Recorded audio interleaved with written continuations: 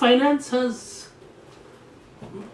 God knows why, been considered as an extension of accounts. And that is unfortunate. Finance is like this huge dish that we present for gourmands, whereas accounting is just the peeling of garlic. A task that has to be done to probably come up with this interesting dish, but a task well left to garlic peelers. That is the only importance of accounting. I use Word, I use Excel. I don't know how Word programming has been done. I don't know how Excel programming has been done. Similarly, I don't need to know journal entries, and I don't need to know ledgers, accounts, and I don't need to know balance sheet. How they are made is of no relevance to me. Yes, I must know how to read them. Everybody needs to be able to read information provided by accountants. Very strangely, the balance sheet, like I keep telling people, is like a bikini. What it conceals is more interesting than what it reveals. What is revealed can be understood very easily. But we have to search, we have to look in, we have to unravel, read between the lines, and arrive at conclusions so that we can take and we can know and we can see where we are going as far as our business or as far as our finances or as far as our investment goes. We will talk about balance sheet. We will talk about income statements. We will talk about where to pick up money from. Is putting our money cheaper than borrowing? How do I calculate the cost of money?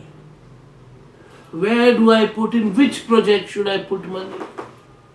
How do I make money by selling below cost? What is it that drives us to operate business? Why don't we just work for some body corporate, for some bank, for some builder? Get a decent salary. In fact, salaries, huge salaries can be obtained if you are skilled. But no, we all, sometime or the other, get this urge, this fascination towards starting a business. Somebody may want to start a restaurant, somebody may want to start a design studio, somebody may want to start a share broking firm, somebody may want to get into construction. There are any number of businesses. Why do we operate such business? What is us? What is it that drives us? One of the basic reasons is, you are your own boss. Completely acceptable, and yes, you can try out your ideas. You're not. There is nothing binding you except your own ideas, which, remember, could be quite a binding force. Anyway, I'll come to all that later. Right now, I have this balance sheet which everybody thinks is a difficult thing, and it requires some kind of huge knowledge to make this balance sheet. A balance sheet is very simple.